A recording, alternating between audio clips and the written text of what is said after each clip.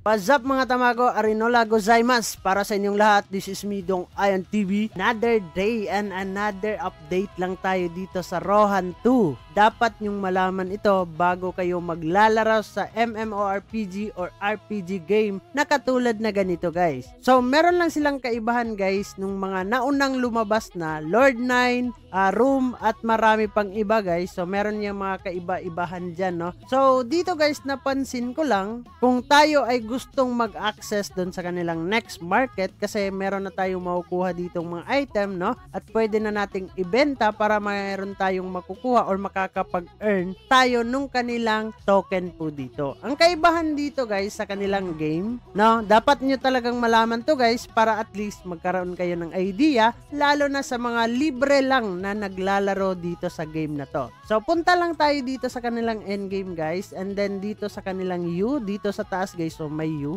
So dito guys, enjoy various benefits with a subscription. Premium subscription nga daw yan guys, no? So bago tayo makakapag-access or makakapag-use ng kanilang marketplace, ay kailangan na muna nating gumastos guys. Kailangan natin maglabas ng puhunan po natin. So sinasabi ko to sa inyo guys na hindi po ito totally free guys.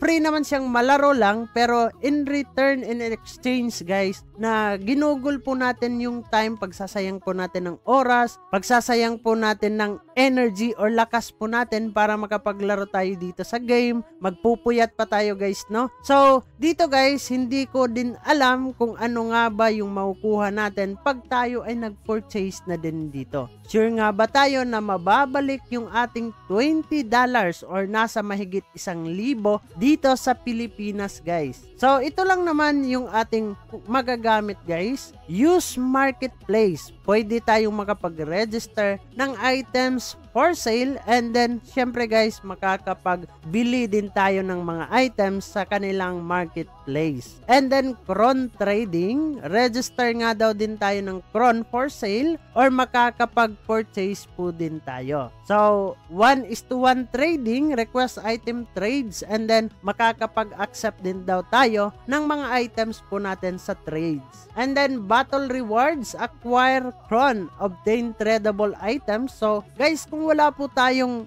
premium subscription or hindi po natin kayang gumastos, reminders na lang sa inyo, no, na hindi kaya talagang gumastos guys, ay wag nyo nang introhan ang game na to. Sayang yung inyong oras, sayang yung inyong paglalaro, sayang talaga guys, no, kasi hindi din tayo makakapag-trade ng ating mga tradable items, no? Hunting helper, kung meron tayong premium subscription guys, is unlimited po yung ating hunting helper.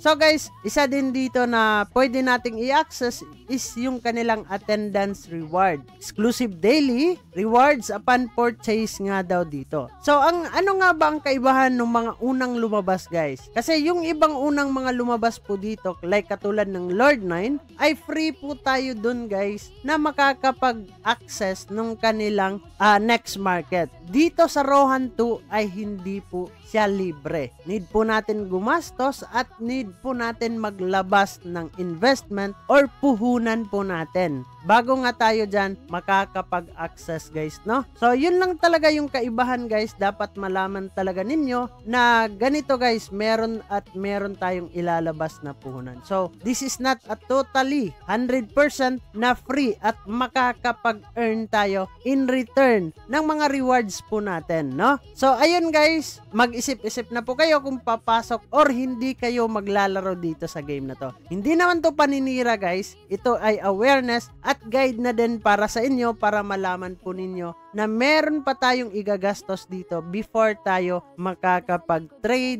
makakabili ng mga items, makakapag-list ng ating mga items also. So yun lang naman guys, no, yung pag-uusapan natin for today's video, all about dito sa next market ng Rohan 2 guys. So bago natin tatapusin ang video na to, kung bago ka lang dito sa ating YouTube channel, ay huwag kalimutang mag-click subscribe and click the notification bell para ma-update at ma-aware ka sa mga panibago nating i-upload na video. So dyan na muna kayo guys, and bye!